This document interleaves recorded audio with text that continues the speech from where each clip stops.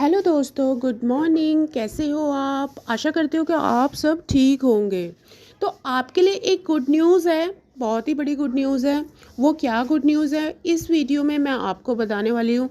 तो आप वीडियो में लगातार बने रहना और बीच में बिल्कुल भी स्किप मत करना, क्योंकि आपके फ़ायदे की बात है और आपके लिए ही ये जो है आपके मार्क्स पे बहुत ज़्यादा इफ़ेक्ट करेगी ये चीज़ जो मैं आपको बताने वाली हूँ। ठीक है, लेकिन मैं आपसे एक बात करना चाहती हूँ कि जिस तरीके के आप मैसेज कर रहे हो, मेरी लास्ट वीडियो में आपने मैसेज करे, कभी आप ऐसे कह रहे हो कि ऐसा क्यों। आप ये बताइए कि जितनी भी बातें मैंने बताई थी आपको लास्ट वीडियो में, वो गलत तो नहीं थी, बिल्कुल करेक्ट थी। उसमें से एक भी बात आप बता दीजिए कि कुछ भी मैंने अगर आपको कोई गलत बात बताई हो। तो आप इस तरीके के मैसेज मुझे कर रहे हो, मेरी ईमेल आईडी पे मैसेज आ रहे हैं जो रजिस्टर्ड है, तो ये बात मेरे को बिल्कुल ठीक नहीं लगती। फ्रेंड्स, आप जो है मैसेज करा करो तो अच्छे मैसेज करा करो। चलिए अब बात कर लेते हैं जिस टाइटल के ऊपर मैंने वीडियो बनाया है। सबसे पहले हम बात कर लेते हैं, सबसे पहले हम ऑब्जेक्शन ट्रिगर पे बात कर लेते हैं। ठीक है, थोड़ा थोड़ा करके हम सारे सारे ऑब्जेक्शन यानी कि सारे डाउट्स क्लियर कर लेते हैं। तो ऑब्जेक्शन ट्रिगर का जो है अभी भी टाइम बाकी है। जिन जिनको ऑब्जेक्शन करना है, जिन जिनको ऑब्जेक्शन फॉर्म भरना है, वो अभी भी फॉर्म भर सकते हैं, क्योंकि 3-4 दिन का उनके पास टाइम है, 2-3 दिन का। 10 जनवरी मिड नाइट तक ओपन है विंडो। उसके बाद जो है विंडो बंद हो जाएगी। विद 500 रुपीज़ ऑफ फीस आप जो है उसको उसमें जो है ऑब्जेक्शन आप डाल सकते हैं। जो भी आपके जिन जिन क्वेश्चंस में आपके डाउट हैं, आपको लगता है ये हमारा क्वेश्चन बिल्कुल करेक्ट था, लेकिन इस आंसर जो कि आंसर शीट डाली गई है BCI की वेबसाइट पर, वो जो है गलत है।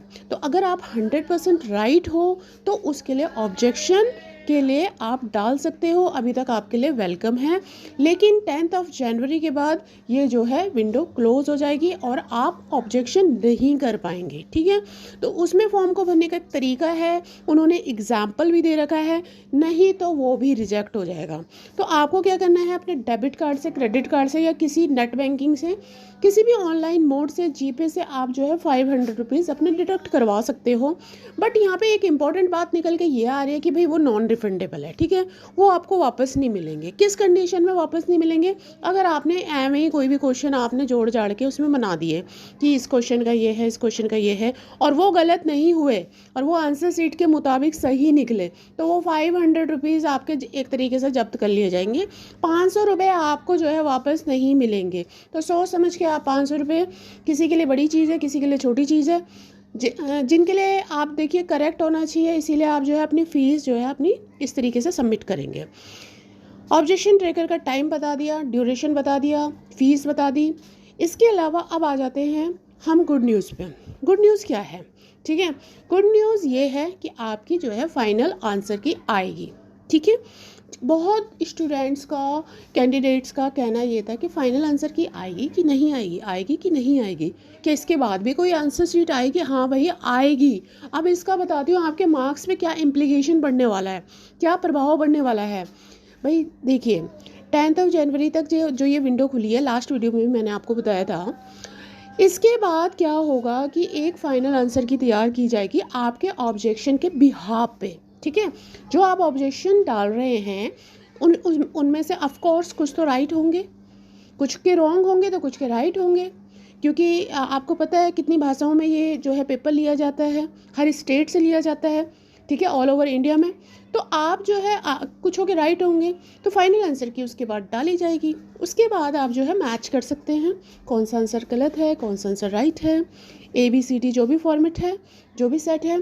इसके अलावा यहाँ पे मुद्दे की बात जो निकल के आ रही है वो ये है कि उसमें कुछ कटौतियाँ होंगी। ठीक है, क्या होंगी? उसमें से कुछ क्वेश्चंस डिलीट हो जाएंगे जो रॉन्ग हैं, उनकी उसमें आंसर शीट में जो रॉन्ग हैं कुछ क्वेश्चन डिलीट हो जाएंगे। फिर उसके बाद क्या होगा कि आपके जो है जो 43, 43, 44, 42, मतलब समथिंग अभी एग्जैक्टली नहीं कह सकते, उसमें जो है आप एडजस्ट कर लेंगे उसमें नंबर रेशो के हिसाब से कि 45% फॉर जनरल कैटेगरी आपके नंबर आ जाएंगे। अगर आपके 43 वाला, अगर आपका गुड लक हुआ, अगर 43 निकला रेशो तो आप 43 में पास हो जाओगे।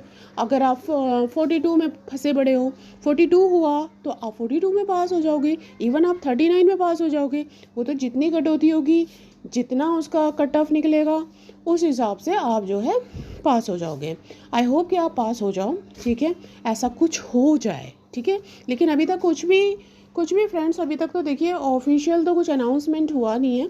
और ऑफिशियल अनाउंसमेंट जो हो रहा है वो स्टेप टू स्टेप हो रहा है। प्रोसेस इज़ प्रोसेस, वो तो होगा प्रोसेस के मुताबिक, अकॉर्डिंग, ठीक है।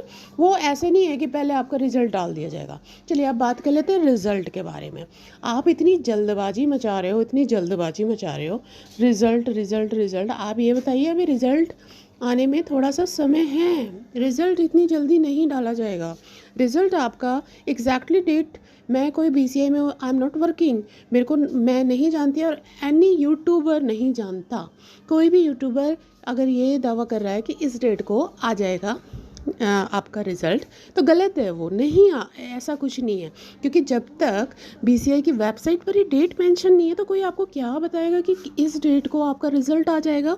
लेकिन हाँ, यहाँ पे मैं आपको बता सकती हूँ अप्रॉक्सीमेट आपका जो रिज़ल्ट है वो आपका कब आएगा। वो आपका आएगा ये जनवरी जो है, जनवरी में ये विंडो क्लोज़ होने के बाद जब आपकी एक आंसर जो की है वो डाल दी जाएगी।